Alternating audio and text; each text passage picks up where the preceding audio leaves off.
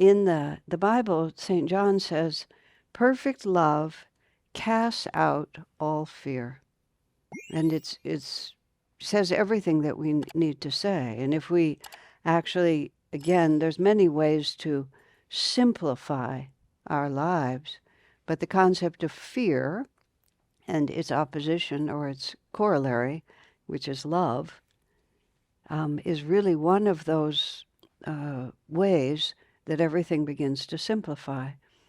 When you look at yourself honestly, and honest self-understanding is the first principle of spiritual life, is whenever we do the wrong thing, the motivation is always fear, always, whatever we call it. We're always afraid of exposure, of loss, of disappointment, whatever it might be. Fear is the single paralyzing, confusing element in life. And how do we overcome fear? Well, St. John tells us it's not just love, but it's perfect love. And perfect love has to be God's love, either received or channeled through us. Because human love is very, very close to divine love, but tends also to have an element of what about me in it, because we're afraid for ourselves. You can see, if we're fearless in our loving, there's no what about me, because it's just love itself is the answer. And so we find ourselves on the planet at this time in a very unstable period of time on this planet. And those of us who okay, well, there's much more. I'll come back to that in just a moment. But fear is a very important question at this time, because it's going insofar as we allow fear to interfere with our being a channel of God's love or the recipients of God's love, we're going to be confused. And we're going to make decisions that are not going to be in our personal best interest or in the best interest of those we love, in the best interest of serving those we love. And those we love eventually will be everyone, because that's what perfect love is. Because Divine Mother, that's my way of understanding God, the eternal bliss and eternal love of the Spirit, I make it a mother. This is not original with me. This is one of the actual intentions of Yogananda's incarnation. These great masters who return again and again, and he's one of that ilk, they come because they have a certain corrective job to do. In fact, when you look at the life of Jesus, Jesus was the word avatar. This is as a writer and a speaker, one gains a certain proprietary interest in words and feels annoyed when people use them incorrectly. Between Swami Kriyananda and I'll just digress here. I'm not a very, very formally educated person. I went through 1 year of college, but I never really learned much in school. It didn't interest me. And so I never learned the rules of grammar. My parents were highly educated, spoke excellent English, and I just learned like that. But the I and the me have always confused me, always, and I've never been able to get it straight. Swami Kriyananda spoke impeccable English as a writer and a speaker. And so I was close friends with him for 45 years. And every time I came to I and me, this great anxiety would come over me, and I would just over me. It was in the particular use that I would get confused. And I would invariably get it wrong, and he corrected me for 45 years. And in one context, when he corrected me, he made this statement. He said, "The editor never sleeps," is what he said. And that became a kind of intuitive explanation.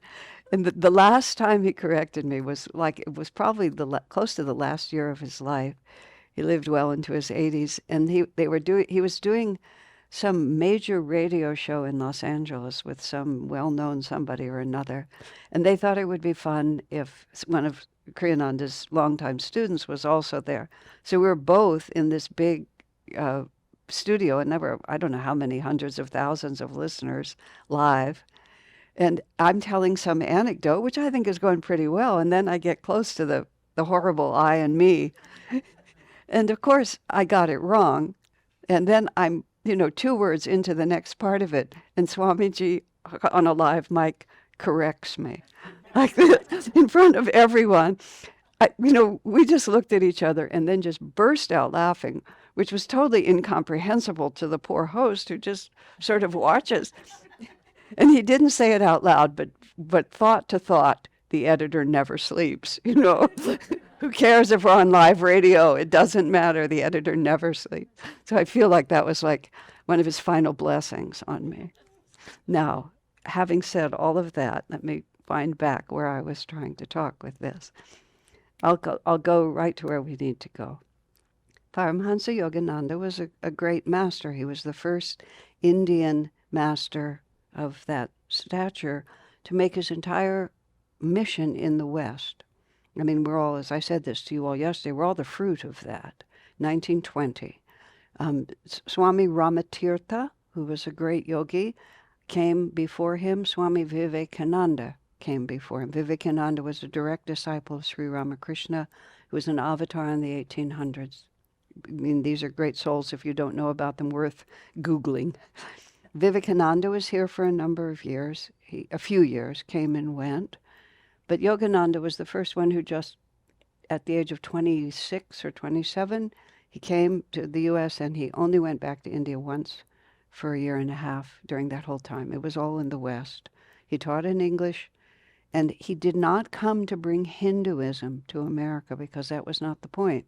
Religion is not the point. Revelation is the point. Religion is man-made. Revelation is a direct perception. And Yogananda came to basically break the institutional concept of religion. And he also came to break the idea that any intermediary was required between you and the divine. The priest is not going to save you. The ritual is not going to save you. East and West, exactly the same. You go to India, and then one of my friends, I started traveling to India first in 1986, and for almost 20 years, every year or two, I was part of a group, and we 4 of us were leaders, actually, Helena's grandparents, as it happened, and 4 of us would lead these pilgrimage trips to India.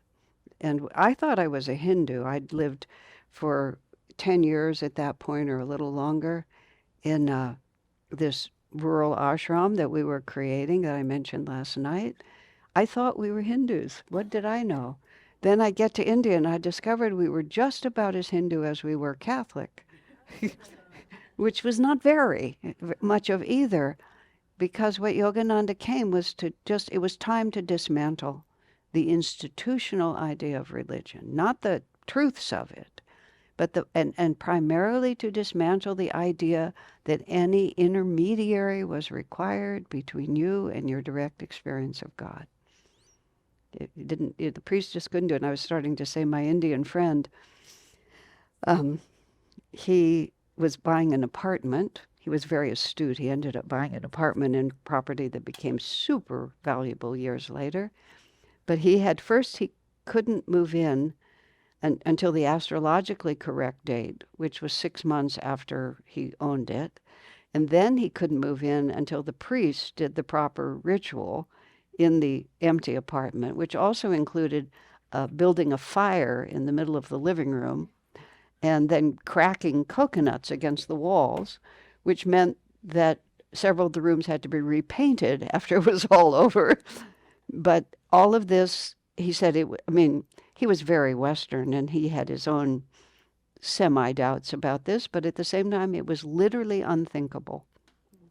All the rituals had to be done. There was no way. His wife would never have moved in with him without all of those things in place, etc. And, in the West, Catholics are the epitome of it, but if you miss Mass, if you don't get this, you go to confession, the priest can forgive you for your sins.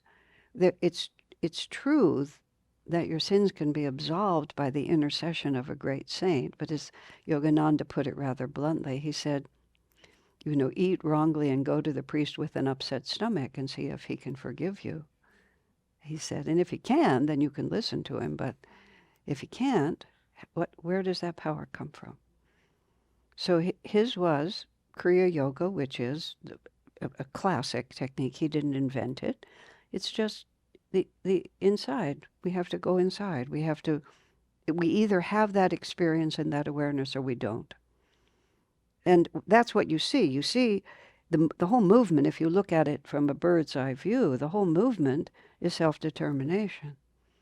And this is also the shift that we're going through on a planetary way, from this allegiance to the form of things to a desire to have the actual experience. And it's having extremely unfortunate consequences, primarily in terms of human relationships, gender roles, gender understanding. I mean, we are living in absolutely chaotic terms in terms of human relationships, love relationships, romantic. When I grew up, I never knew anyone who was divorced. I mean, it was just out of the question. I was in college before I met someone who was from a divided family. Now, the leaders of our community, the Kriyananda's successor, Jyotish is his name, and his wife, Devi, and they have a son who's now probably almost 50 years old. But at one point, they were living in San Francisco, starting an ashram for us, and the little boy was a kindergartner, so they sent him to a kindergarten in San Francisco. He comes home from kindergarten, says to his mother, "Mommy, do you have a boyfriend?" And she said, "Well, no, dear, I wouldn't have a boyfriend because I have your father." And he said, "That's funny. All the other children, their mommies have boyfriends." And because that was just the way it was, the way it is. So on one hand, there's a liberating quality to the change that we're going through. And on the other hand, there's a chaotic quality that is not serving us. However, authenticity, loyalty to what is more important than maintaining a facade. But right now, all the walls are down. And so the good news is, anything you would like to try out, just go right ahead, And so now I'm going to back up a little bit farther on this. And there are certain principles for anything I say to make sense. We have to have a bigger view, which is what I have learned from Kriyananda and from Yogananda. And I also want to say in this context, I was talking to someone else about this yesterday. Swami Kriyananda, in 1948, he was 22 years old. He was living in New York City. He was a truth seeker, intense truth seeker, trying to find his way. And he came across Autobiography of a Yogi. He had an instant recognition when he saw Yogananda's picture. He felt that this was a friend of mine. This is, how do we know about reincarnation? Well, it just explains a lot of things that other things don't explain. He read Autobiography of a Yogi. He took a bus across the United States. Within, I think, 5 days after he finished reading, or 7 days, he's kneeling in front of Yogananda, being initiated as a disciple and a monk, which is a nice gig if you can get it. But it was also just total. And in 1948, Swami had never heard the word yoga. He thought it was yogurt, a kind of yogurt. And the concept of guru was just completely unknown. Many things that are so well known that they're corrupted in English, which is now, I remember why I talked about the editor never sleeps. The word avatar is a very sacred word, speaking of God-realized masters who come back out of compassion to help us over and over. Now I dare not, I won't even say it, but that word has assumed an awful trivial meaning, and people are using it casually. This too shall pass. I'm not worried about it. But Swami had never heard of any of these words. And so he finds himself living in a monastery in California, with hardly having any idea how he got there, except knowing inwardly. The form of it was surprising, but the inward reality of it was absolutely true, and he knew it.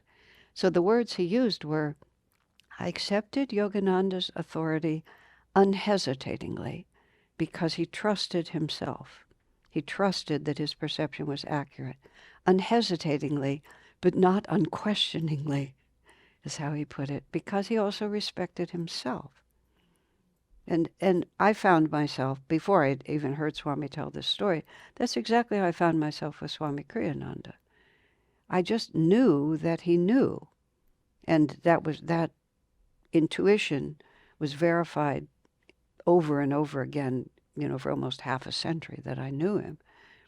But I had to ask questions.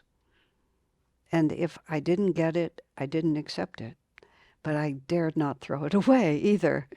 So I had this little, actually it was rather large, room over here in my mind where I would package up all the, oh my God, I don't know what to think of it stuff. And I just put it over there like a present that was given to you by an aunt that may come and visit. You dare not throw it away, right? But you really can't wear it or use it either. And then over all the years that have passed, I just have gradually taken down every one of those things. And as I matured, as I had life experience, because Swamiji just had this enormous life experience, and he would make comments that I just didn't know what to do with, what to speak of the spiritual life. Okay, so so saying that, everything that I'm going to say now, which some of it is beyond my actual experience, but not beyond my intuition, and not beyond the ability to draw step-by-step conclusions. So if each of these premises is true, then this one is also unavoidable. So when Yogananda was living, when he was in his body and could stand in front of a room and talk to people, he often spoke in a very powerful way about earth changes, world changes, civilization changes that were coming. And he died in 1952. Swami had 3.5 years with him. But in 1950, 51, 52, Swami Kriyananda said, Master, that's what I call Yogananda, Master said things, he spoke of very difficult times, and it made it seem like it was going to happen. He spoke on Sunday, seemed like it was going to start on Monday. And of course, many years have passed, and even though, if you measure it, there has been enormous disintegration and chaos, just my speaking of intact families versus divided families. And of course, merely to stay together for a lifetime is not necessarily victory. It's often the result of fear rather than anything else. That's why it's not so bad that all the walls are down, because now we have to make actual experience the criteria of our decisions. But the insecurity of that and the ripple out effect is also difficult. You see, nothing in this world is clean and just exact. It just is what it is. So Swami Kriyananda sat in the presence of Yogananda and heard him say what I wrote in that paragraph for this. Economic depression. He spoke of not merely one, but 2 world wars. He spoke of potential earth changes. I mean, this was long before people were talking about climate change. Cataclysmic events, earthquakes and things like that are not hard to predict, like that. So Swami Kriyananda always felt an obligation to share what he'd heard. He was a disciple. The master had said this. He couldn't keep it a secret because it was bad news. So I moved into Ananda Ashram in 1971, and almost every year Swami would say, well, this is going to be the year, starting in my experience of 1972 was going to be the big year that the economy was going to collapse and like this. And I mean, and people became comical like this about it. And when Y2K came, the transition, also that became a big issue. And one of our more humorous, delightful peers of mine, who was the leader of our community in Sacramento, who had great respect for Swami, but in Ananda we're very free to express ourselves. And so he had great respect for Swami, but he just never bought the prediction stuff. So the night after I guess January 1st, he sent a message. He sent it, and he sent it actually not to Swami directly, but to another person whom he called Fearless Leader. That was what he always called him. He said, "Dear Fearless Leader, according to the instructions, I took all the devotees up to the roof of the ashram, and we waited there for the end of the world. The dawn has come, and the world is still there. May we come down." So on one hand, we were listening to all this, and on the other hand, it just, what are you going to do? And Swami himself, when we said at one point, actually, we were about to buy the church that I described to you, that's been our temple now for 30 years. He said, "Well, if the whole world is going to collapse, why should we do this?" And then Swami went like this, "Oh, you can't make plans according to something that you don't even really know is going to happen." He said, "You have to use your common sense and just move forward and do what you think." So all of that is part of it. Okay, now, coming to now, actually, I'm going to give you another, which is a little complicated, but I think we can follow it. I don't have anything to draw on. Every ancient civilization, the ones that Egypt and Greece and all the places, and we have not lots, but we have quite a bit of interesting architecture, primarily the pyramids in Egypt, which we all know if we saw the Cecil B. DeMille movie about the Ten Commandments, but some of you are too young perhaps to have seen that. We know that those pyramids were built by hundreds of Jewish slaves with ropes who dragged those gigantic stones up. Now, of course, we also know that the architecture is way beyond even thousands of Jewish slaves being able to drag those stones up. It just doesn't make any sense. So basically, we really have no idea how they were built. And we have no idea what they're really about. And so it's just a mystery that just sits there that nobody can answer. But there's ancient traditions, and in India, it's an accepted understanding that a planet, and this is a physical phenomenon, this is not astrology, and this is not metaphysics. This is just physically. And I mentioned this briefly yesterday.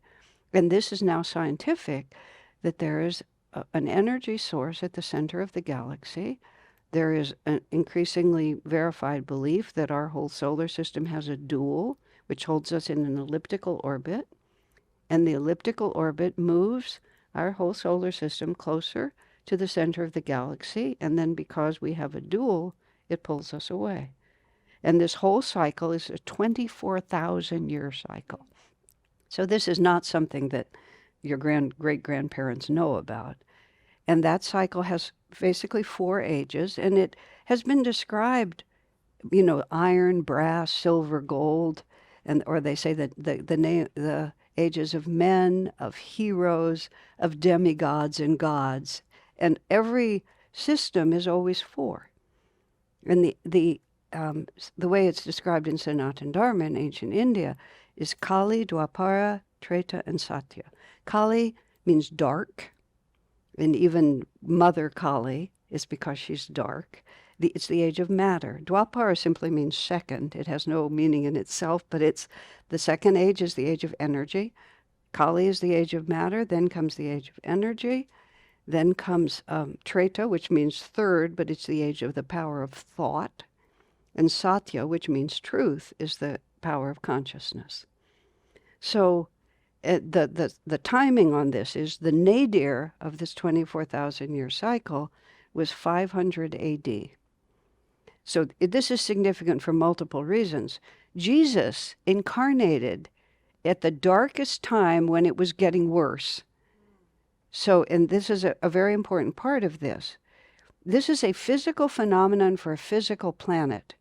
The actual process of enlightenment is individual. And this is just, okay, well, I'll finish. This is the backdrop. So the nadir, and the way it goes is you have the same 4 ages descending, and then you have the same 4 ages ascending. So at the apex, you have Satya Yuga ascending, then it reaches the apex, and then you have Satya Yuga descending, which means they come to the most powerful use of consciousness as the force, and then they begin to forget. And then they come to the use of thought as the most powerful force, and then they act on that, and then they forget. And then you get down to energy, and then you get down to matter again. And then by the bottom of it, in the nadir, 12,000 years down, nobody knows anything. And it's truly brutal. When Jesus was crucified, they didn't specially organize crucifixion because it was Jesus. They just crucified everybody they didn't like. And they didn't do it behind closed doors. They did it on the main streets. I mean, it's a brutality that we can't even comprehend because we hit the nadir and we started up the other side. And each of these ages, the higher the age, is essentially twice as long or is 1,000 or 2,000 years longer. So Kali Yuga is 1,200. No, I'm going to start doing that and I won't be able to say it. 1,200, 2,400, 3,648. Got it. Math is not my strong suit. Okay. So we hit the nadir, and that was the bottom, Kali Yuga descending. Then Kali Yuga starts coming up. It's still the age of matter, but we get more and more clever about how we use matter, like this. So we get water power and a few things like going up. And then we hit the beginning of Dwapara. And there's transitions. Okay, so Dwapara proper started in 1900. It began to shift in 1700. It started in 1900. You know, none of us were born that early, but all of us have seen the world absolutely transform because we have discovered more subtle forms of energy. Isn't that true? And also, the difference between Kali Yuga, between the age of matter and the age of energy, is the commitment to form. Because when you're thinking in terms of a physical world, everything is separate, you know? And you and I are separate from each other. Everything is separate because matter rules. When we get into energy, we begin to realize, well, your body looks different than mine, your gender is different, your age is different, your culture, your religion, but there's some energy between us that makes us still feel the same. And then, as I was saying earlier, we start judging things by energy.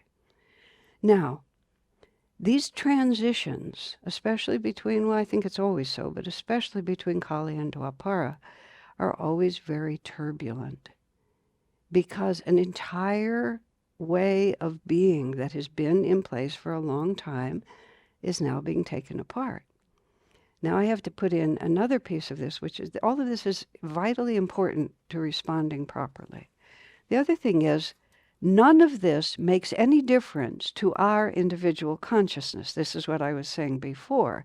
And there's a lot of people who are saying that the human race is enlightening. The whole human race is becoming more enlightened. No such luck, basically. There is no such thing as a free ride. You don't become enlightened just because you're a human.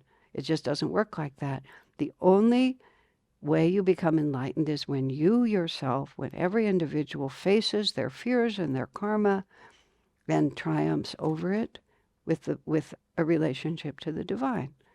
So when we go to the astral world, which is the world between our incarnations, which all the near-death people are telling us all about, it's like so common. I'll just say, Google it and then just spend the next 40 days just watching all these stories.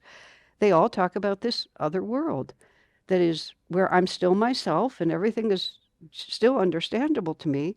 It's just energy. It's not physical, which they find impossible to communicate because you have to experience it to be there.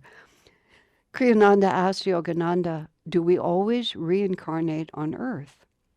And these are theories that people put out in various ways, which I accept their explanations, makes more sense to me than the others.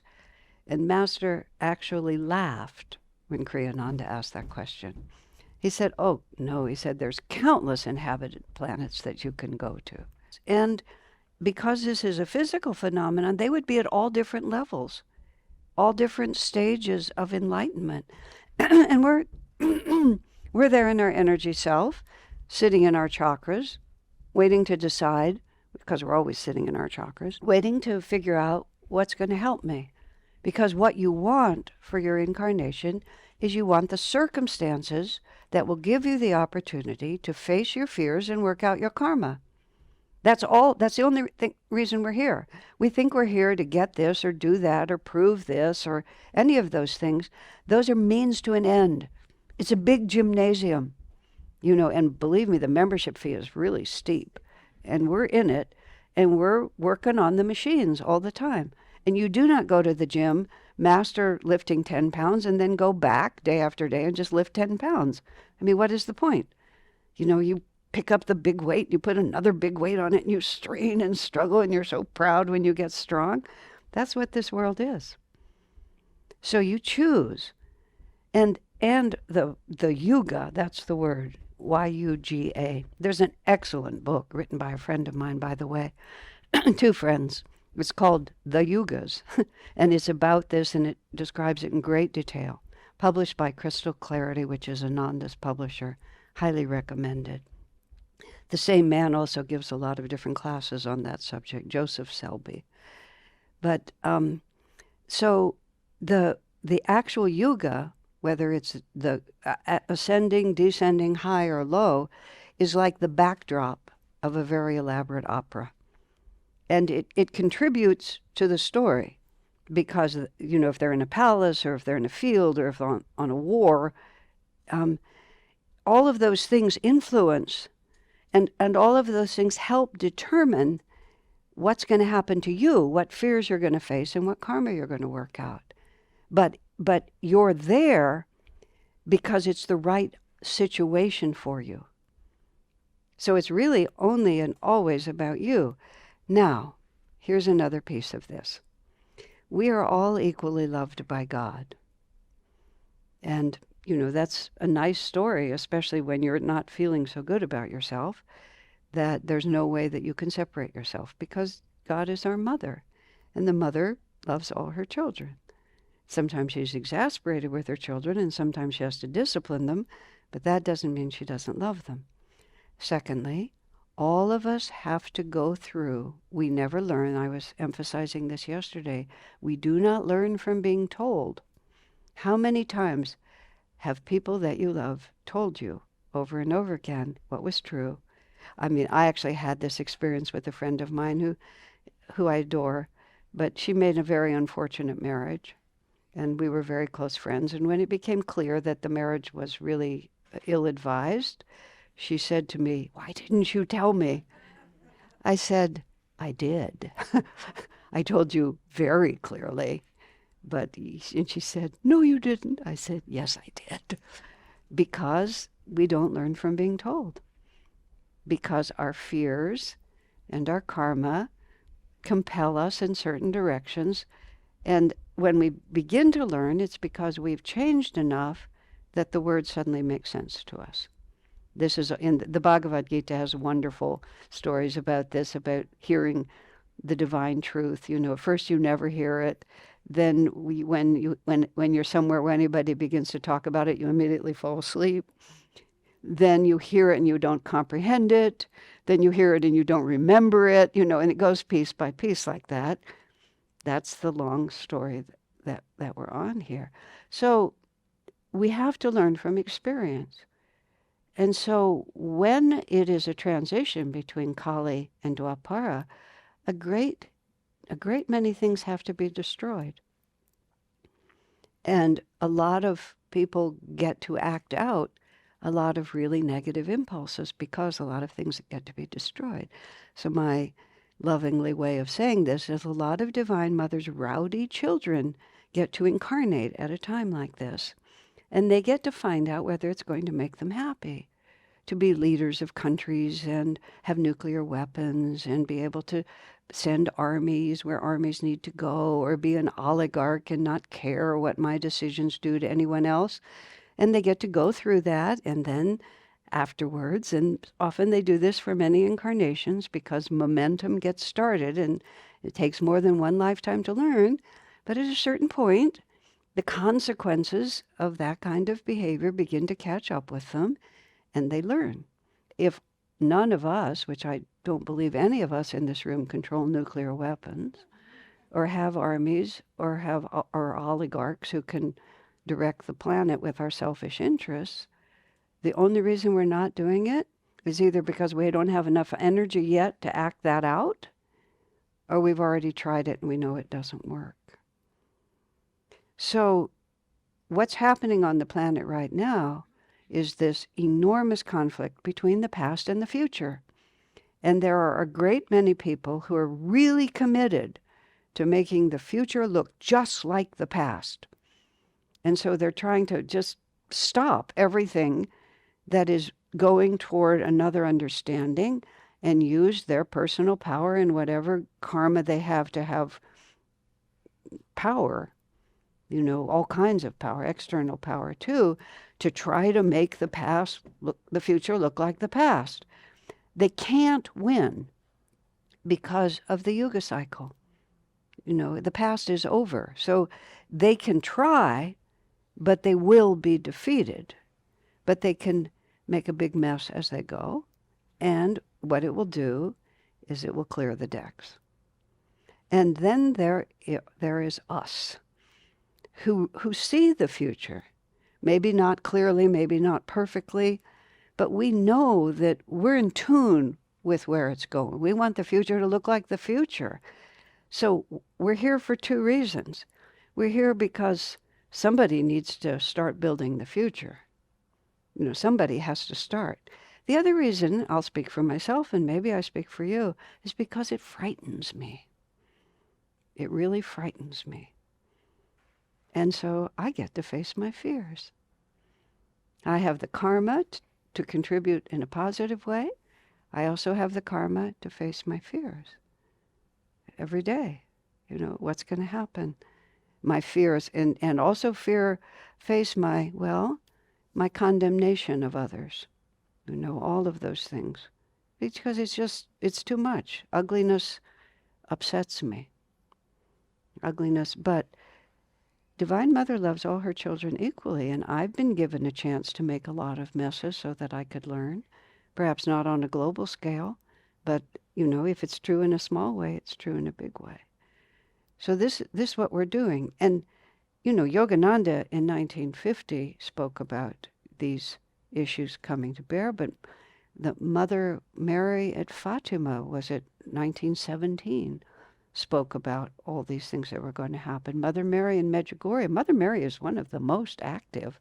She's always just popping up somewhere. And, and she's determined to, and she's an individual. She's an enlightened individual who is really busy trying to help her children in all sorts of ways. She's been appearing in Medjugorje even still, 30 years. She's just been coming to what started out as children and are now parents of young children, of children themselves, grandmothers and grandfathers who are still having the vision. She said the same. She spoke of, I believe, 10 cataclysmic things that would happen. She urged everyone to spend 3 hours a day, and she's still representing Jesus. She's still loyal, so she speaks to that world. I didn't talk about Jesus' incarnation, I realize now. She's still talking to that world about doing the rosary 3 hours a day. And she actually has said, because enough people have started to pray, that one of the 10 has been mitigated. I don't have a clearer understanding of that, but that's a pattern that I've heard in several places. Okay, so let me get the rest of that out there for just a minute. And Padre Pio was a great saint, an Italian priest in Italy who had the stigmata and was just magnificent in countless ways. Highly recommend to explore if you like. He said all the same things. Sai Baba said the same things. Yogananda said it. And now you can just read almost anybody. You don't have to be a prophet or a saint. You can just look out the window, and you can kind of see it. You can see it happening. It's just the forces are...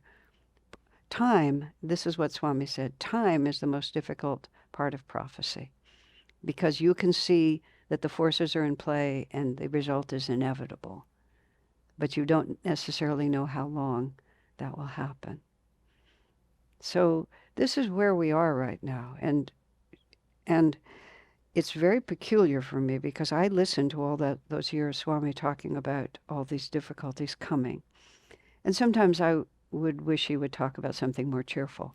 It was by no means that Swami would spend 2 hours just like this, but he felt an obligation. He gave a whole lecture tour called Building Spiritual Power Against Troubled Times, because Yogananda said, this is happening for one reason, one good reason, because God always has a good reason, which is as a planet, we've become greedy, excessively materialistic, and we no longer understand the role of God in human life. We've lost our faith and our understanding of God, and we've replaced it with hedonism and greed and excessive materialism. So Divine Mother is will perform a little corrective surgery and take away from us a lot of the false securities that we have accumulated. Speaking specifically of America, Master said, America will have half as much wealth and will be twice as happy.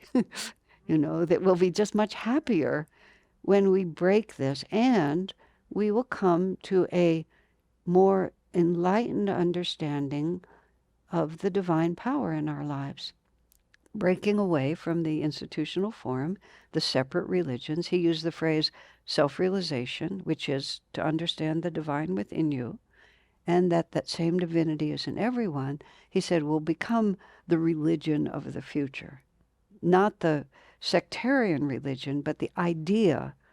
And he didn't necessarily say that all these religions would go away, but they would begin to orient themselves more toward direct experience. So that is also to say, because Master said that those who love God, is how he put it, will be protected. But what he meant by that is we don't need to be compelled to change because we're ahead of the wave.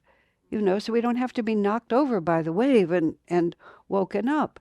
We're the future. So we're here to lay the foundation. And when the others are finished, taking it down out of the ashes, literally, this will come. And this is also my opinion from going around the world, meeting many people in many places. It'll take us about 5 minutes to get organized. Because we all just understand, oh, you're hungry, I have 4 apples, here, take 2 of mine, then you'll have 1 for someone else. It's not going to be a big negotiation.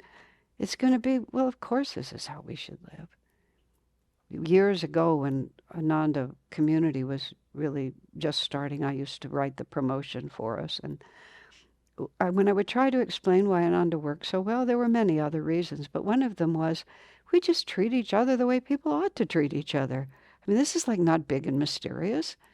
It's that I'm important, but then so are you. It's like, wow, this is not hard. But we've gotten so confused. And how much is enough? How much food? How much money? How much power? How big can your house be? It's just like, yeah, how crazy is it? There was this reality television show back when I used to see television. It was one of those things where they would put people in odd situations for a long time. And this was like 3 or 5 families all were living and it was the 1800s. And one of the families that came, as it happened, Bhagavati's cousin was on it. Bhagavati is a friend of ours, so that's how I happened to see it. Her cousin was one of the people on it, so we all had to sit down and watch and enjoy it, But it was really interesting. They were out on the prairie somewhere, and they all lived as you lived in the 1800s.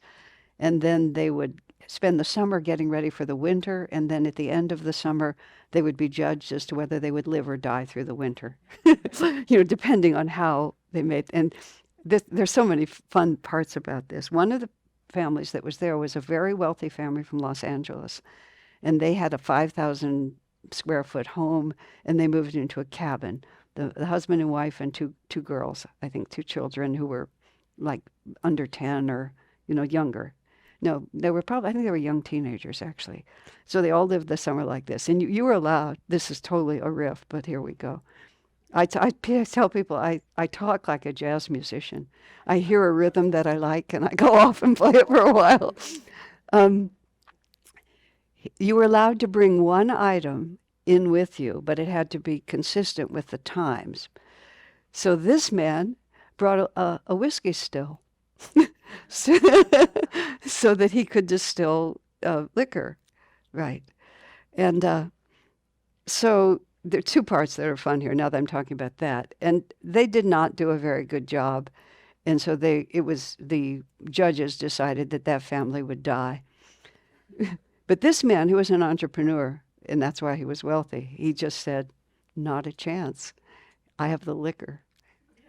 He said, I'm going to be able to trade whiskey for food all winter long. But the judges didn't have the imagination to really realize that he was telling them the truth. Those long, dark winter nights, you know? But okay, beside that, the whole point of it was that that family lived in like whatever, 150 square feet together for that whole time. And then, you know, the way they do with this, after they went back to their 5,000 square foot home, they interviewed the mother. And she was very, very sad. She said, you know, and she points to this big, beautiful house, I never see my family. I never see my kids, you know, because they're always somewhere else.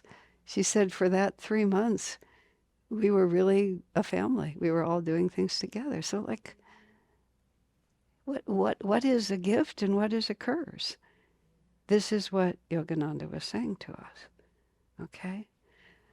So here we are. And now this whole story has really accelerated. You know, it's just, especially in the U.S., because we've been so confident, so smug about our systems. But it was just based on a common understanding, and now that common understanding is just being broken. Whichever side of the political divide you're on is really irrelevant, but change is definitely happening, and the security that we had in the form of the way we operated, I mean, this is what's happened. And so now we have to decide what to do about it. Where do we belong? What's ideal? What is your name? Frank has just given us some extremely interesting observations from his experience of technology about how change is accelerating. The points that are relevant to what I'm going to respond to, about how quickly everything is shifting right now. And what does that mean? And then the question asked is how much AI is going to really take over human relationships. And so I will comment on that part of it because I'm not qualified on how many folds it'll take for us to get to the moon. And I can't even picture why it would only take 42, but if you say so, I believe you. I have no grounds to dispute you. Okay, for one thing, that kind of accelerated change is in itself a sign of Dwapara Yuga. So it isn't like it's random that this is happening. It's because this whole new wave of energy is coming, and everybody is grabbing it because we're trying to shift us from one yuga into another. One of the reasons it's so chaotic, transferring from Kali Yuga, where the comfortable world, and you made lots of comments about how the human mind can't adjust to these things. The human mind trained by Kali Yuga thinking in that way can't adjust to it. And that's part of the chaos that's going on now, is the change is happening faster than the human mind can adjust to. But once we start really living in this, and many of you guys who were born for this, your minds automatically work that way. Even just, I mean, this was a long time ago, but just some little kid who was just a kid at the time. This was his mother's story. Who has grown up to be, has made his career in tech because he was so in tune with it from being small. His mother got a baby-proof gate to put at the driveway so that she could put him in the backyard. And it was very complicated. The first time she put him in the backyard, this was Kashi McGilloway, she put him in the backyard, right, like there. He walked up to the gate. I think he was 5. He stared at it for some minutes. Then he reached over, opened it, and walked through. I mean, it was not sophisticated, but she thought it was more sophisticated than he was. But he was born, he has a different brain. because he was in the astral world and he wanted to be part of this. And so he was set for this. He came from a planet, he was an old Atlantean who knew how to do all this stuff, and he just came back to bring it in again. Okay, that's comment on the things you said. The question of where AI is going to go, and this, see what's happening is, and you all know it. I mean, the inability for us to understand how to love and take care of each other. Because we've taken values out of our education. Let's start there. I mean, education is now, what do you need to learn in order to get a really good job? And so we know you don't really need music, you don't really need dance, you don't really need art, you don't really need theater. You just need this and this and this. And the reason you need that is because then you'll be able to get the good job. And you have to go to Harvard because then you're going to get the right connections and then you're going to get the good job. It all comes down to money. And this is what Yogananda is talking about, what this greed is about. It's not about self-expression. It's not about creating beauty. Everything is oriented toward making money. And people are not taught about God because now we have to be neutral, but we don't understand. And anything that leaves anybody out has to be wrong. We're shooting ourselves in the head is what we're doing. And then anytime you don't feel good, you take marijuana, you take alcohol, you just start scrolling through your phone. It's like, who is taught how to actually become an integrated, happy human being? And then let's talk about nature. How are we ever outside? And now you know what it is? It's real simple. This is what a collapsing civilization looks like. Just go back in history. This is what it looks like. Pure hedonism, pure materialism, no relationship to a higher reality. Why shouldn't I just grab what I want? Because what difference does it make? At least when the Catholics were in charge, they could control you because you would go to hell, which is really a nice thing to have if you're a clergy, trust me, I've thought sometimes I wish I could threaten. If you're going to have eternal hell, Saint Teresa of Avila, when she was 8 years old, she was intelligent. She looked at it. She saw that the martyrs got to go to heaven for all eternity. So she thought she would just skip the middle part. And at 8 years old, she convinced one of her brothers, and they set off down the road to fight the Moors and hopefully be martyred for Christ, and then the whole deal would just be finished. And, somebody found her and brought her home. But it was simple, really simple. And because the positive side, because we've taken off all that dogmatism and all that priestly inspired fear, but we haven't yet replaced it with anything. And this is why Yogananda and others and other people from the East have been bringing us Sanatana Dharma, much more refined, a spiritual life that is absolutely consistent with science and technology. Because see, science and technology have been dismantling even the idea of an eternal hell, or the fact that my CEO happens to be from India and was raised, in Hindu. I mean, this is mythical. I live in Silicon Valley. But, one of my Indian friends was telling me, like 3/4 of the tech people in Silicon Valley are Indian, from India. And this Indian woman friend was talking about how they had two white guys. This is the vocabulary I've learned from my Indian friends. Two white guys were the founders and CEOs of the company. But most of the company is Indian. And then the CEOs went over to India to open a branch over there. And these guys are super white guys. And so then they're watching this live feed of them dressed in kurtas with garlands around their neck, breaking coconuts on the wall of the new offices. And all the Indians are just enjoying this because the poor white guys look so uncomfortable. But it's not Hinduism we're taking, but it's Sanatana Dharma, which is behind it, which is really changing all of this. So we've lost the stability we had before. Technology is coming in as the new religion, but it's not. But the real new religion, which is us, basically, however you're following it, is not yet established, and we're all caught in the middle.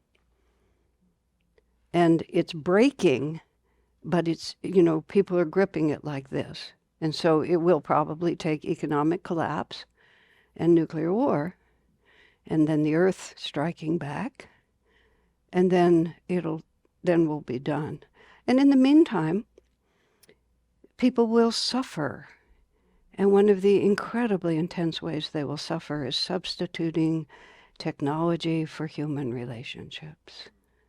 Because what that voice can say to you is not anything. I mean, okay, then this is the question. I don't know your name. What is it?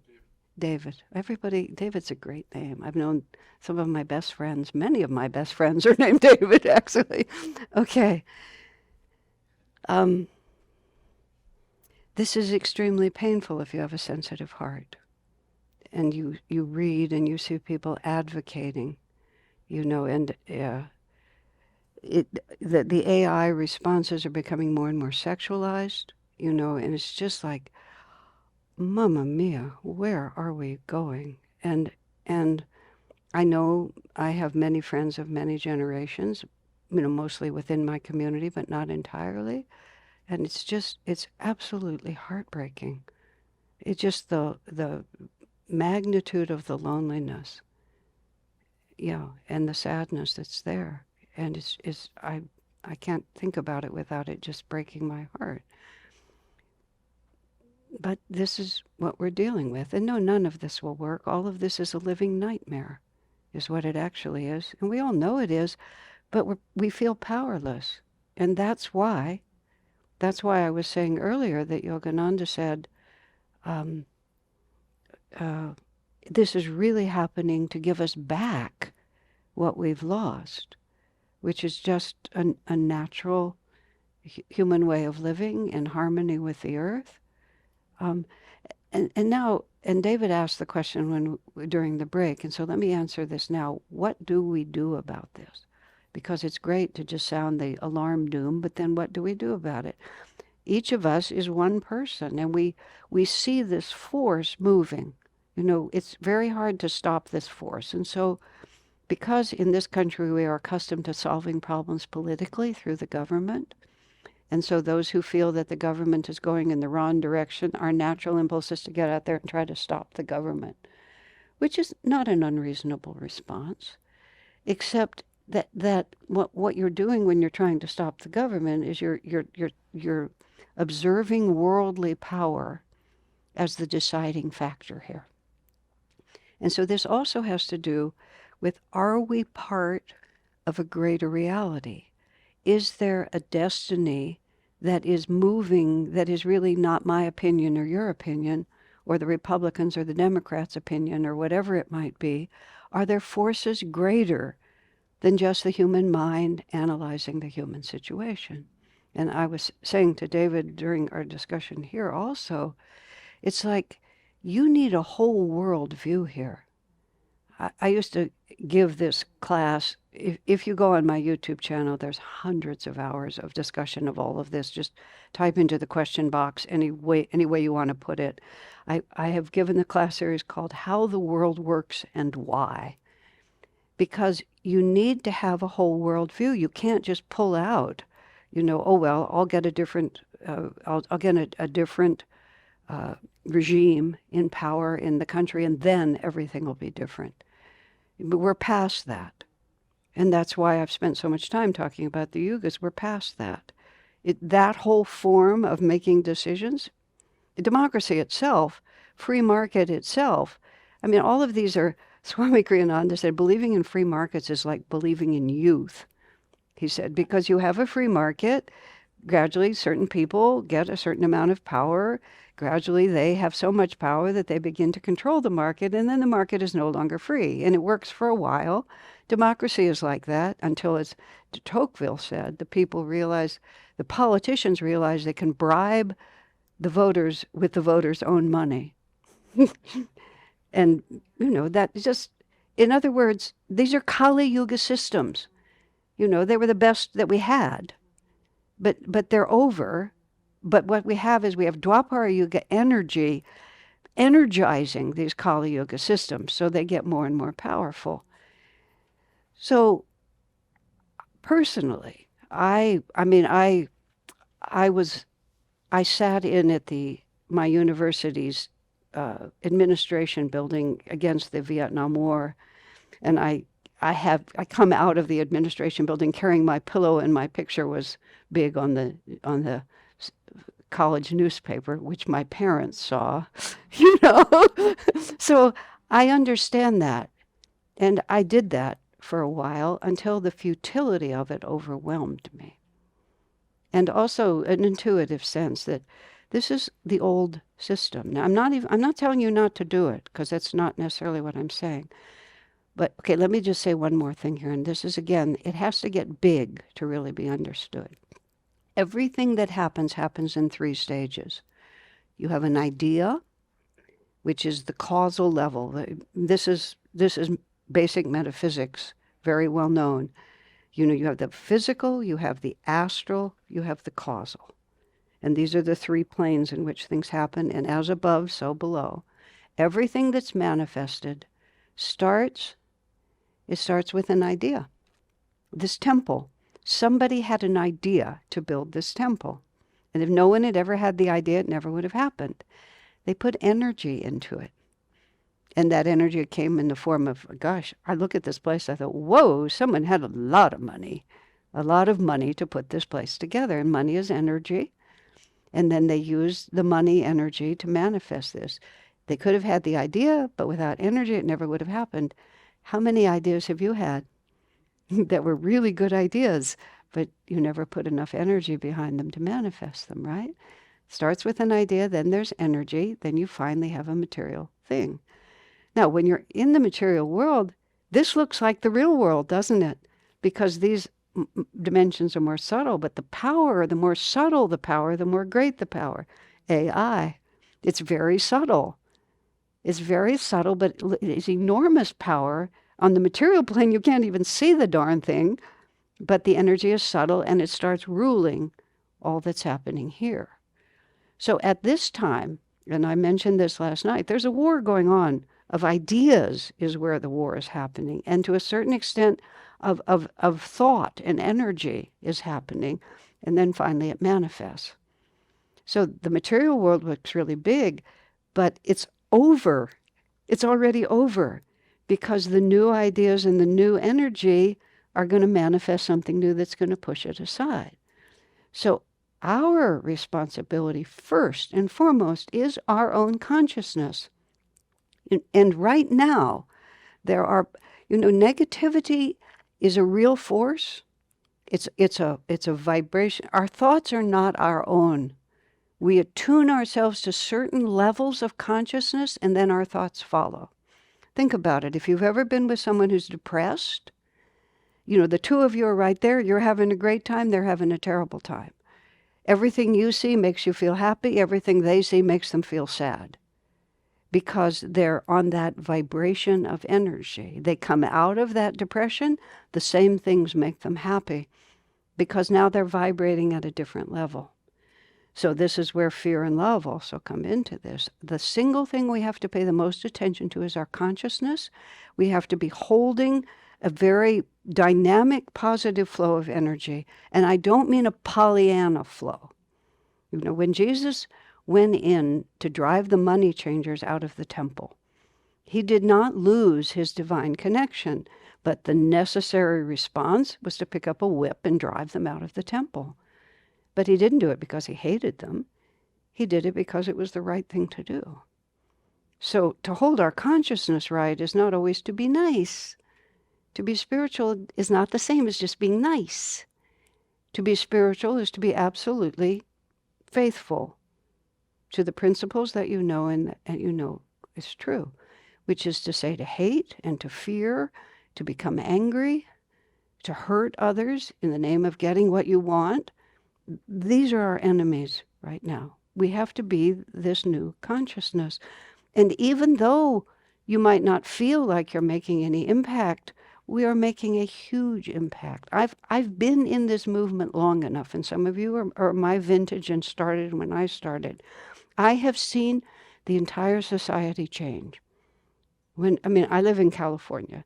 Not everybody in California meditates, that's a fact. But everybody who doesn't meditate feels guilty because they don't meditate. Now, look at what that means. Just think about that. When we first started, it was a nothing. Where did it come from? It came from thought. From an idea, adding energy. Swami talked about it like this. He said society is always changed usually by a relatively small group of people who vibrate together.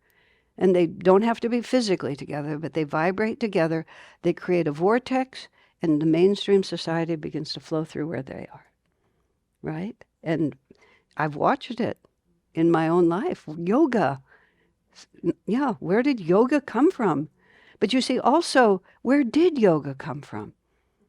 Yoga came because we're moving into Dwapara Yuga, because there is a divine plan, because the saints, the masters, the angels in the astral world, and even you and me in the astral world. When we go into the astral world, it's not a vacation, guys. We keep working. We're just working on a different vibration than we were before. Swami Kriyananda has talked about, this Ananda community, we had a perfect community in the astral world. That's why we get along so well. And we're still busy all the time working. When one of my very close friends died, afterwards, I said to Swami, I just feel like she's walking around helping me all the time. His response was, of course, what else would she be doing? She didn't stop loving me. She didn't stop caring about me. So she's just from a different dimension. Go read the near-death experiences. You'll hear all about it. So right here, right now, we are that vortex. And like the material form is just a whole lot of people thinking the same thing, except it shows. But each one of us, all we are is one. So we can't imagine that I can be somehow something that I'm not. But each one doing their best. Somebody told me about a high school student who did a science project. Let me try to get this right. Science fair project. And it was, I'm going to say the wrong words, but it was for Facebook or one of the social media things. She got some kind of a template or whatever you put in it that you could put into an app, you could put into your system. And it looked for certain keywords: fat, ugly, stupid, words like that. And every time you wrote a message that included any of those words, something came up and said, do you really want to say this? And the first time, they only 10% of the people would erase it.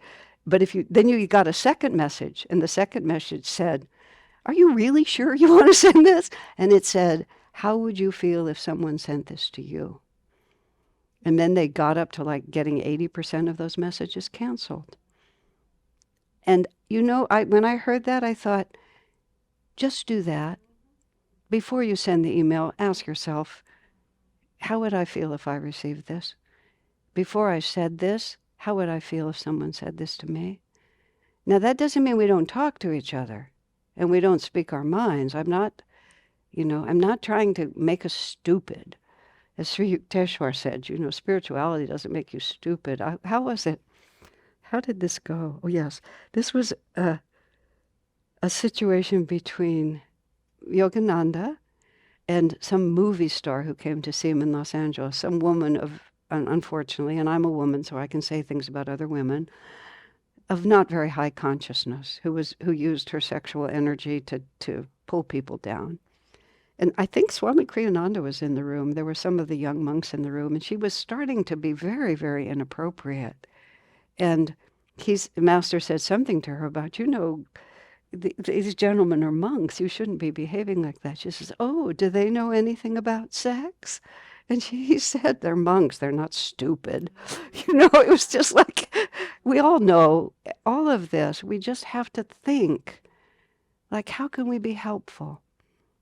There's no really, really young girls in this room, so I'll tell this story about this high school experience I had. These two girls came from the local high school. They wanted to interview me about community because we have a very nice community right there in Palo Alto. And we lease this apartment complex. And not everyone who lives there is part of Ananda, but more than half are. So it's been a very, very, very nice thing for us. So these two girls came to talk to me about community. It was summer, and they were wearing about as little as you can wear and still be on the streets. There's this fashion where the blouse is falling off, right? And so that, and then they had on super short shorts, and they're very nice girls, very bright. So they did this interview with me. And we talked about community, we talked about friendship, we talked about lots of things. And after it was over, because they were bright and I liked them, I said, can I ask you some questions?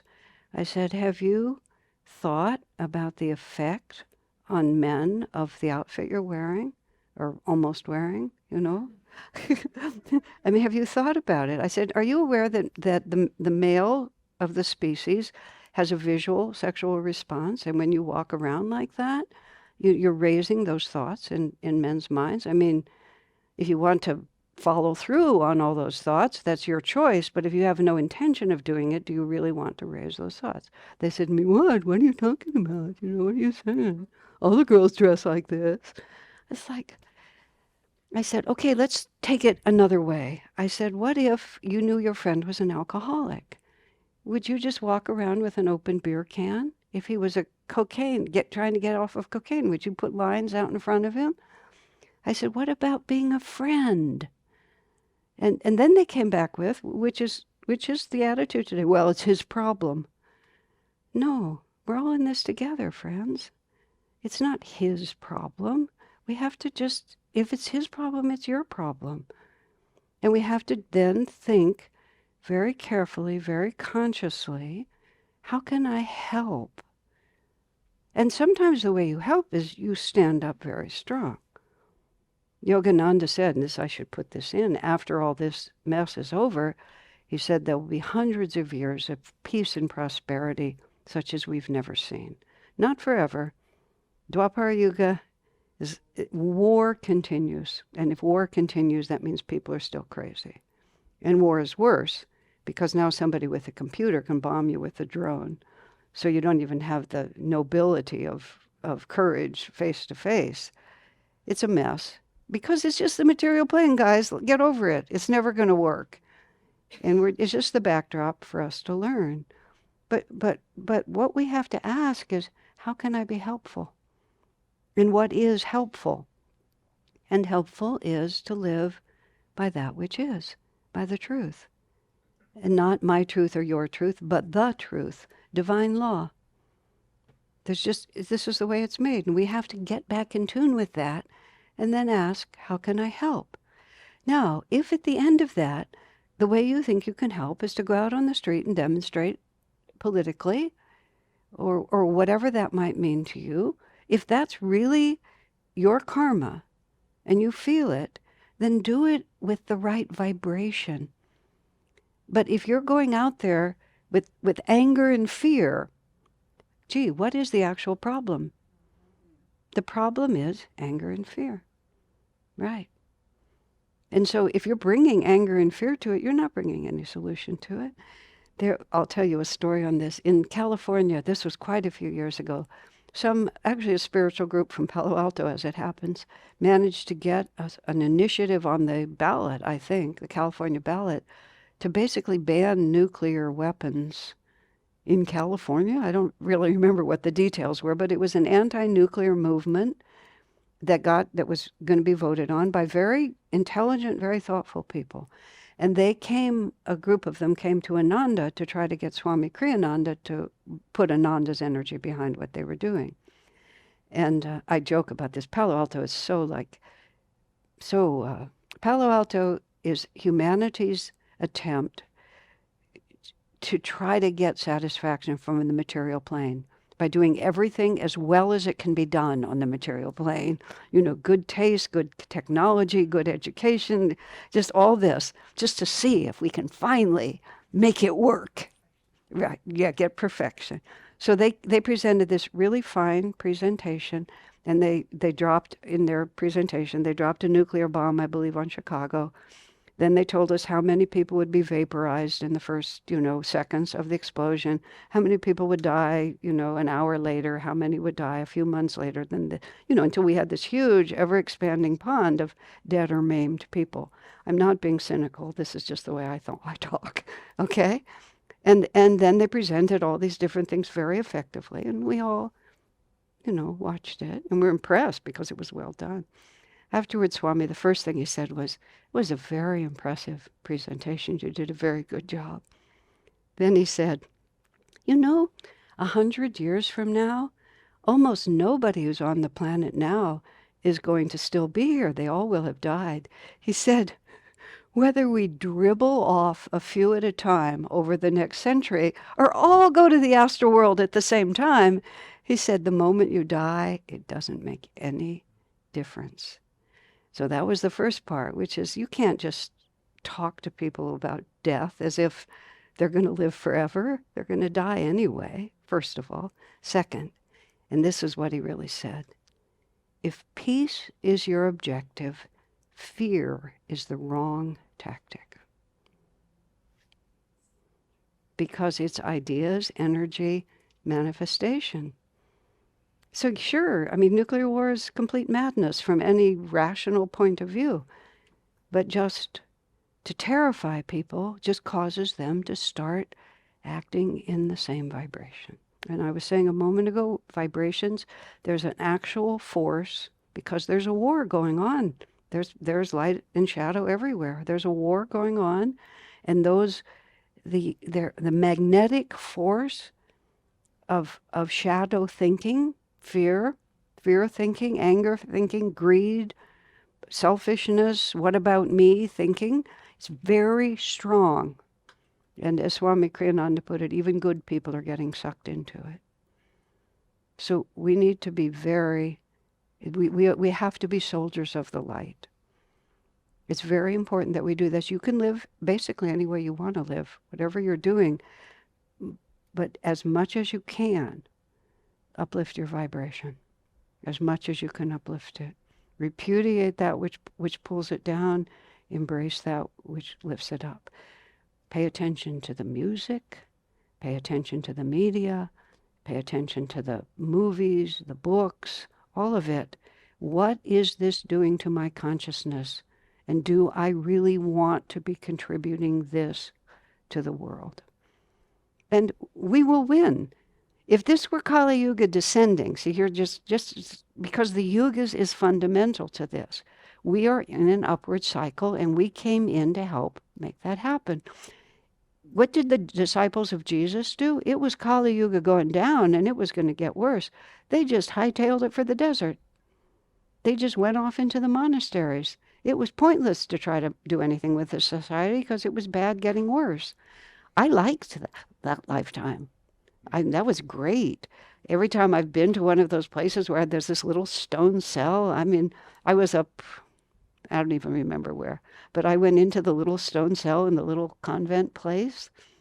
They practically had to drag me out of there. It's like, this is what I've been looking for my whole life, just to turn my back on the whole story.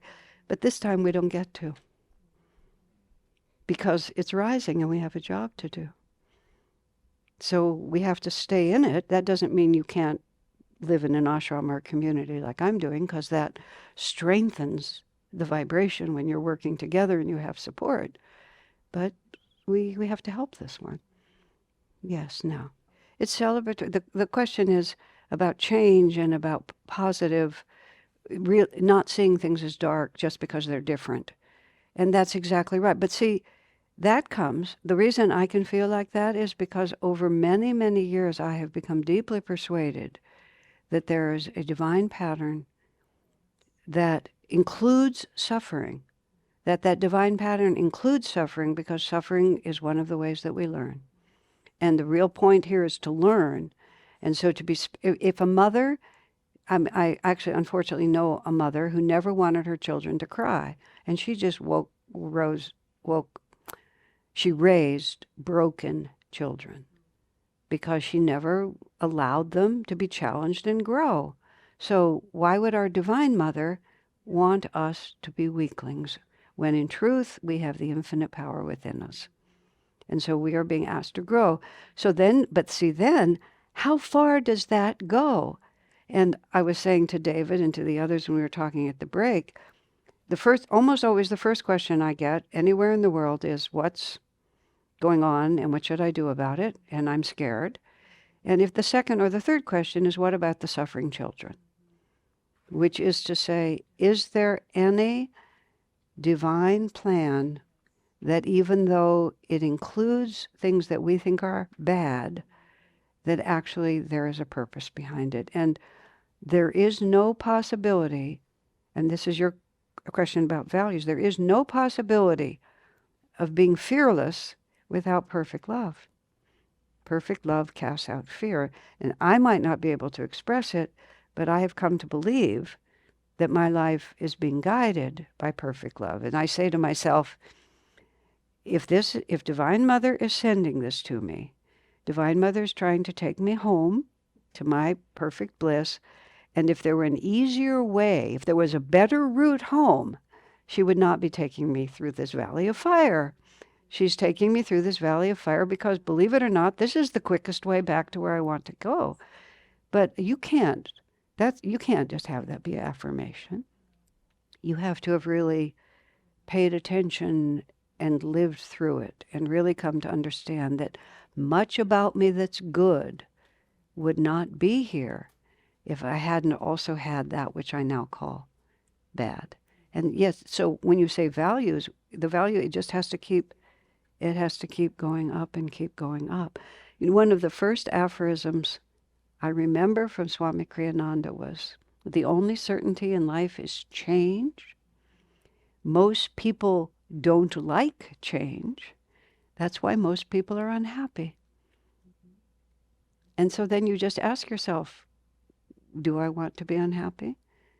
Because we can rail against that which is all we want to. And it doesn't listen. It don't care. Yeah, it just don't care. So I have to stay away from the news. I just very, very tiny. It just takes a very tiny little glance to get the general idea of where we're going and what we're doing. But most of it I can't do anything about because I'm doing it. I'm doing it right now, and I've been doing it. I've considered myself, I used to joke about this, one of the most politically active people I know, because I have been trying to create change. I've been deeply dedicated to creating change. And don't underestimate, because David raised the question, he's a yoga teacher. So you're a yoga teacher, so you have 5 or 50 people in your class. And a few of them take it seriously, and then they go out, and then they influence, and then they influence. We can't see it at all. We don't see it until we die, actually. Our life review tends to show us. And I joke, I do everything in terms of my life review. And I'll sometimes say, I can die on that. I can meet my master afterwards and just sit there and say, yeah, I didn't get it all right. And I had more privileges and possibilities that I didn't follow, but I did that. I did that. There's an incredible story about Dr. Ritchie. I think his name is George Ritchie, but I'm not sure. He was a Southerner, and he was a soldier at the end of World War II, and he died of the Spanish flu. And he was a devotee of Jesus. So when he died, he was in the presence of Jesus, the Savior, as he called him. He was with the Savior. And he was only like in his early 20s, and he'd lived a very selfish life. He admitted it. And he was standing with Jesus next to him, 360-degree movie of his whole life, from coming out of the womb. And most of it was pretty embarrassing, was how he looked at it. He'd just been selfish and unkind to kind people, and he had almost nothing to show.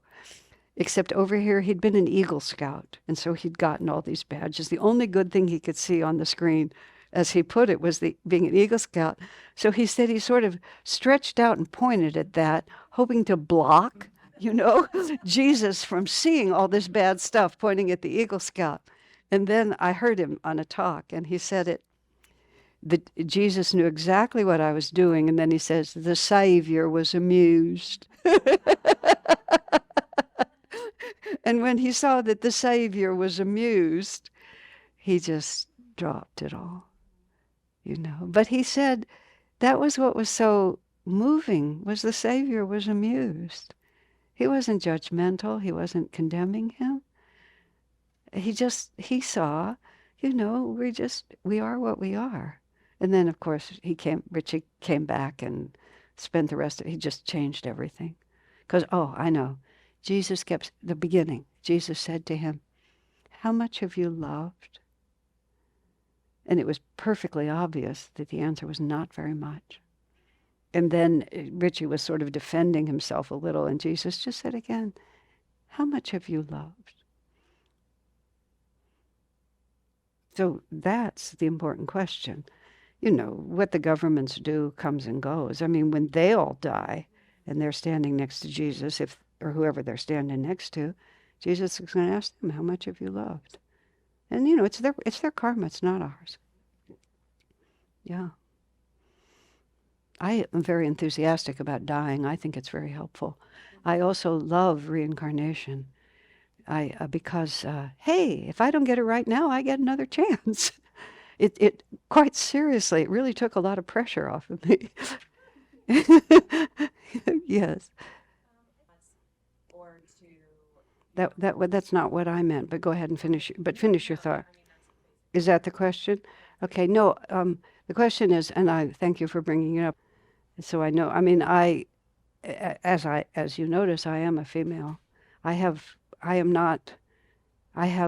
stand a little different than some women do in this, but not in a bad way. I don't think in a bad way. I'm not indifferent, and I'm not stupid, okay? The question is about the girls who dressed in an inappropriate way, and the question was presented, you don't want to tempt men, you don't want to have them have impure thoughts. You're trying to protect them from impure thoughts, but that's not at all what I mean. I think you can be as provocative as you want to be. I think you can be as sexual as you want to be. Try it. See if it works for you. You know, just be whoever you want. My actual thought about that is if you're not going to follow through, don't start the conversation. I mean, I was in a period of time of, you know, what we lovingly called the sexual revolution. But even at my most libertine, I still more or less dressed like a nun. Because I didn't want to start a conversation I didn't intend to finish. And that was just my point of view, which is that you're making a certain statement. And if you really do not really want to make that statement, I think you ought to be more truthful about what you intend. And if you just want to flaunt your sexuality and have men think about you however they want to think about you, and it's a biological fact. You can be as mad about it as you want, but this is just the way it works. Women attract men, and women use their sexual energy to get energy from men, and they like that. It's one of the things, the way women have power. Men have more outward power, and women have this kind of power, and they use it. And I think we should educate women to that fact. And part of the conversation that I forgot was when I said something about men having a visual sexual response. They said, oh, really? How would we know that? I said, I don't know. Do you have a brother? Do you have a gay friend? Do you have a doctor? Do you have a priest? I mean, somebody just might tell you so that you can choose the decision you're making. I'm making a certain decision. Is this really consistent with who I want to be? And that's why when they just answered me by saying everybody does this, that to me was not a very good answer. Just because everybody does it doesn't mean it's a good idea. Do you know what you're doing? Have you chosen to do this because you want to? And then the final answer they gave me was, it's his problem. And then I thought, well, yeah, you can live like that. Does that attract you? Does that make you think that you're going to be the kind of person you want to be? What kind of a man do you think you're going to draw? You know, just like there's all these other questions. Let's get aware. And then you can decide. And if she feels, whoever she is, that this is my right and it's my karma and I want to do this, go right ahead. I wasn't actually telling them to dress different. I asked them why they were dressed like that. And then they gave me an answer, which I didn't particularly think was a good one. So I answered them. It was very friendly. It was perfectly positive. I was just curious. Because I was 16, I was 20, and I was much more attractive than I thought I was. When I look back at those pictures, I think, wow, she was pretty nice looking. But I didn't want to use my energy that way. Okay. The question is a guru necessary? And there's implications from that. Once again, I'm talking from my own experience, but I'm also talking from Sanatana Dharma, which is the ancient tradition, which has always talked about it. Lovingly, Christianity is the most guru-focused religion in the world because it's, Jesus Christ saves me, which is true. But it's ironic because they don't think of themselves that way, but that is how they are. The real capacity to change your consciousness is not because of our self-effort. It's not like I change my consciousness. What we do is we align ourselves with a more subtle energy, and then that subtle energy begins to influence us. This is, again, why there's a whole huge worldview here. I touched on it briefly when I said our thoughts are not our own. This is a line in Autobiography of a Yogi. Thoughts are not individually created. We merely attune ourselves to cosmic vibrations, and then we become an instrument for that. If you ever see mob psychology or anything like that, people get into a certain way of thinking. And much of what we think, one of the unfortunate facts is we just take our ideas from who knows where. And this is part of my question to those girls. They've just collected this idea that it's okay to do this. And I say, have you really thought about it? Are you really thinking? Do you really want this? So real change happens when we magnetically align ourselves with a higher vibration than the one that the ego self normally offers us. And it goes even farther than that when we align ourselves with that magnetism, we perceive reality. We don't learn it. We just see, oh, this is how things work. When I am aligned, when my consciousness is on this wavelength, I feel stronger and happier and more capable of serving. And we have that experience, and it's very attractive to us because we've used our self-effort by meditation practice, by devotion, by prayer, by serious study, by good company, by good music. We feel something, and then we begin to receive inspirations that wouldn't come to us otherwise. The most powerful force to align us is a consciousness that is on the level that we're trying to reach. And so that's why the teachings of Christianity, that very simple fundamental, is absolutely true. And that's why there have been great saints in Christianity over and over, because a master's consciousness is unaffected by time, space, or death. And Jesus is just as much present. Yogananda is just as much present. Krishna is just as much present right now in this room, if we could align ourselves strongly enough to know that. And so it's that magnetism of our relationship with that consciousness coming through an individual that really shifts our own consciousness. And that is why the Sanatana Dharma says, yes, a guru is necessary, because you have to personalize it and have a point of focus. And then that magnetism will shift you. And if you just take a little of this, and a little of this, and a little of this, and a little of this, you're never fully aligned. It's like trying to sing 4 songs at the same time. I'll sing bass for a while, then I'll sing alto, then I'll sing the melody. And each of those little pieces, you might be doing it just right, but you've never really allowed yourself to align with an exit point. The way they sometimes talk about if there's a frozen lake and you want to get to the water underneath, you just kind of stamp on it, it won't break. But if you get a fine ice pick, you can drive it through. Just if you focus, you can drive it through, and then you can reach the ocean underneath it. So every master is like the doorway out of delusion. But when we go out that doorway, we suddenly find ourselves in an infinite space that's undifferentiated, This is the joke of, well, you go to heaven, who's in heaven? Well, whoever's behind that wall, they think they're the only ones there because that's how they see it. But in fact, everybody goes to the same place. Meaning, the state of consciousness is the same. So if you don't feel the need to concentrate, or if you don't know where to concentrate, you keep shopping until you decide. In a more stable society, you would date a few people and then you would marry one because you had the opportunity to find out. But then there would be some alliance there that was entirely different. And so it comes on our spiritual journey. Now, there's a couple more things just small on that. If the master's not even in the body, and so you can't meet Yogananda and talk to him, you can't meet Krishna and talk to him, you can't meet Jesus and talk to him, one of the ways that you can tell whether a path belongs to you is you look at the people who follow it.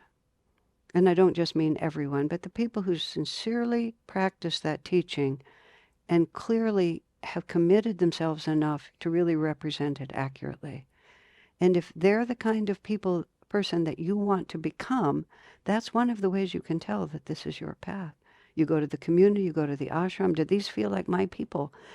I myself, even though I consider myself now a disciple of Yogananda, when I first tried to read Autobiography of a Yogi, I didn't like it at all. I totally zero connection. I was inspired by Vivekananda, who is very intellectual. And here Master is talking about Divine Mother and miracles and all this stuff. It was just like not for me. I just put it down. I met Swami Kriyananda. I went home. He was a disciple of Yogananda, and he inspired me so much. I thought, well, there must be something to Yogananda because look at this. So I opened Autobiography. I loved it. I don't know why I didn't read it before, but I had gotten magnetized, and then all of a sudden I saw things I hadn't seen before. And so that's a very important point, because as it happens right now, there are not as many, in the 60s and the 70s, there were a whole lot of different masters, especially in San Francisco where I was. Now a lot of those same people are not with us anymore, but their energy is here. And you can either reach it directly, or you can associate with those who are following it and see if they're who we like. If the question came up about self-realization, self-realization is it's a magnificent organization expressing a master. But when you go to a self-realization temple or community, anything, it doesn't feel like Ananda.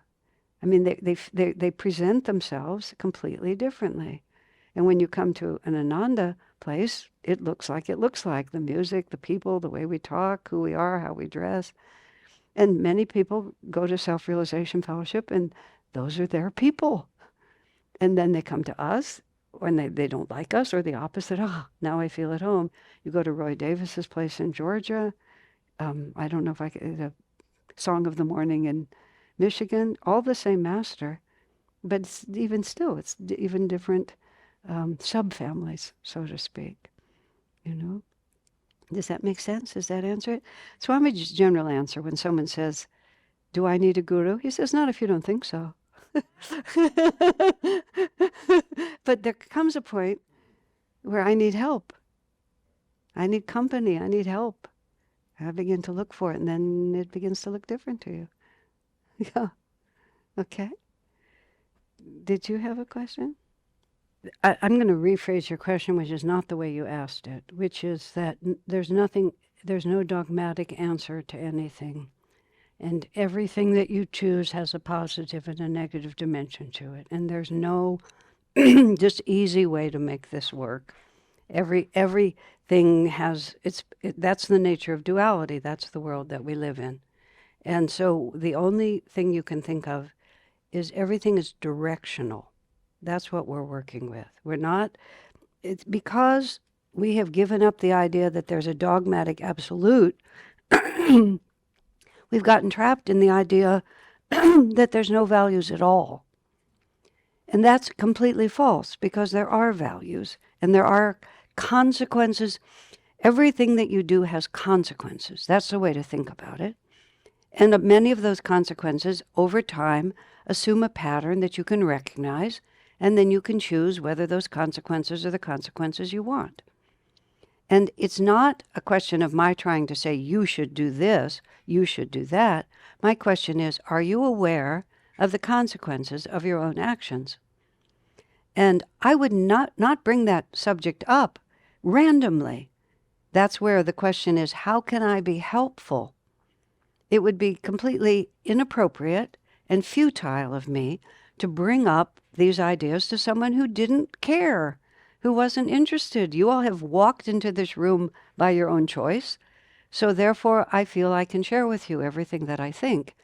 But I'm not going to go even into the dining room and start doing that, what to speak of doing it on the street, because they're not interested. And so it would be not only futile, it would be inappropriate. Why would I bring up to you something that you don't want to know? I would just be imposing my will upon you. So I just live my little life and I try to be helpful. And every time there's an opening, and because of the way these girls were, I felt, and I was actually also genuinely curious as to how they saw it, what they were thinking. And I gave answers to them, but I gave them very lightly. You know, we were just having a conversation back and forth. And, you know, they had come because they were interested in what I thought, so I had a space to ask them. When you go out into the political world, this is why I stopped being political, is because I did not see how I could be helpful because of all the things you say. And yes, if I choose my particular path, people will question me. Dare to be different, dare to be free. I mean, that's why we have Go On Alone. Even if they don't go with you, Go On Alone. That's why we have a lot of those songs. Not because we're impressing it on others, because we're working with ourselves. Then you come to the question, will we live to see actual any change in this world? Oh, I don't know. Depends how long we live, depends on how it happens. But the drama is not this planet. The drama is my change of consciousness. That is that, and this is why I'm saying none of this works without the whole story. I am on a journey from delusion to enlightenment. And yoga, physical yoga, is a part of that, but it's a means to an end. That's what I was saying yesterday. It's a means to an end. It's not the end point. So how is the success of my life actually measured? And yesterday also, when I just ran through the 4 stages of how you grow from moral asleepness to God realization, it's directional. And so I'm standing here, depending on where I am, and I was saying that yesterday, we're all arrayed on the outside of the rim. We're all trying to get to the center of our own consciousness. Depending on which side you are, you go opposite directions. So somebody who's learning to stand up for themselves and be angry, good for them. You know, somebody who's learning to believe in a cause enough to sacrifice their life and go to prison for it, even if they think the cause is stupid. I think the cause is stupid. Maybe it's exactly what they need to have the courage to believe in something. You know, it's like, I'm not going to interfere because it's all directional, depending on where you are. And that's the best we can do. No, I said, that's not what I said. I said, physiologically, men respond visually. There's a sexual interest that is created. I mean, until recently, the only strip clubs had women taking their clothes off. Now women are liberated, and now we have men doing the same. But, I mean, there's just countless, Playboy magazine, all these things. Men have an inclination to be sexually interested in beauty, physical beauty. That was exactly what I said. Right. And I think when you said, like you were, to her comment, you were saying there are consequences to your action. Right. And so if we take that line of thinking to its obvious conclusion, then a woman who is raped, it's her fault. No, please. Please don't do that to me. Okay. I'm as aware as anyone of all the abuses that take place. I mean, I'm not stupid. And I just feel that it does not serve us to just make this into a black and white story. And as a woman, I am not impressed when women try to try to just declare how it should be because they want it to be that way. I'm just not impressed by that, and I don't think it's truthful. And I'm equally not impressed by men misunderstanding their role and not respecting the feminine in the way they should respect it. And I do not see, and we are in a state where everything is trying to be balanced. Women who have been oppressed, who have been really mistreated, who are now standing up for it. I understand why they're doing it, but everything needs to be balanced because it gets pushed too far, and then we don't end up with what we want. But that doesn't mean, and this is what I'm trying to say to you, that the strident woman defending her rights against oppression is actually behaving incorrectly, maybe exactly the karma that's needed. But I don't see that that's going to ultimately take us where we want to go. And so that's why I'm talking about directional. I don't see it taking us where we really want to go. So everybody, men and women together, we all have to take a breath and actually think about, how can I really be helpful? And this is what you need to learn. This is what I need to learn. All I was asking those girls was, how do you see this? And then I raised the question, and they acted as if they didn't know it first, and then they just threw it off on being their problem, which I did not feel, directionally speaking, was an admirable response. And quietly, in a gentle way, I suggested to them, well, we've just been talking about community and friendship. How does this fit in? You know? So, Question, that's so much more than just men and women. This is yes, social responsibility. this is everything. Right. But this is the place where it is ripping the heart out of people. Ripping the heart out of people. I have spent decades counseling couples. And so I know firsthand what this story is. And it just breaks my heart. Yes. Okay, what is the point of the life review? The point of the life review is to say, hey, how did that work out for you? You had a lot of karma to face. How'd you do? And you're there with someone who loves you and cares about you. You're there with your mother. You know, how was your day at school? Oh, well, I did well in my spelling test, but I got mad at my so-and-so, and then this one came and bashed me with his toy truck, and it was a bummer. Well, what did you do when he hit you with the truck? How did that work out for you? That's interesting. And so you're just a little bit away from it, and you also, at that point, just like this Richie said, Jesus didn't ask him if he'd yet gone to medical school and had his great career, which he eventually did have. Jesus asked him, how much have you loved? And so it kind of, oh yeah, that was why I went. I remember when I left the astral world, the first, for this incarnation, I had these certain intentions. How many of them did I remember? How many of them did I forget? What's the real game here? And, I know that I upset you. I don't know your name, by answering you strongly as I did, but if your karma is to correct a certain wrong that you really feel needs to be corrected, that could be absolute success for you. Because it just could be, I need to stand up for this. Either, it could be two sides. Either you were an oppressed woman or you were a man who didn't understand. And now you're trying to balance your own karma. And I'm not speaking from intuition. I'm just saying this is theoretical. It can be important for you to do certain things. And those certain things might not make any sense to anybody else. They might even look wrong to somebody else.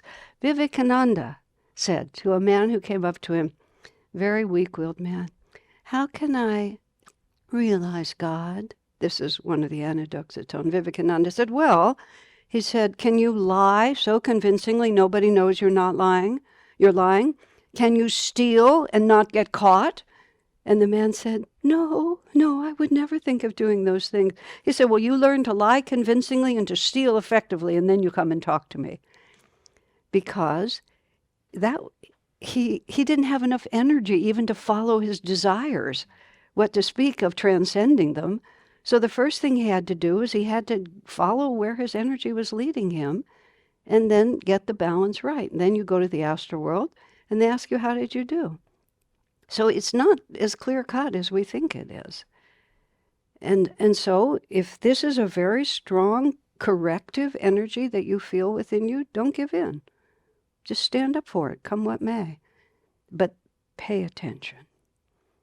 That's the point. Pay attention to the actual reality of what you're doing instead of just getting swept into it and assuming it's right. And this is what we get to straighten out in the astral world. We get to reflect, and then we come back here and we forget. And then we do it again. And we do it again and again and again and again and again. There is a necessary corrective taking place in our society to go back to men and women.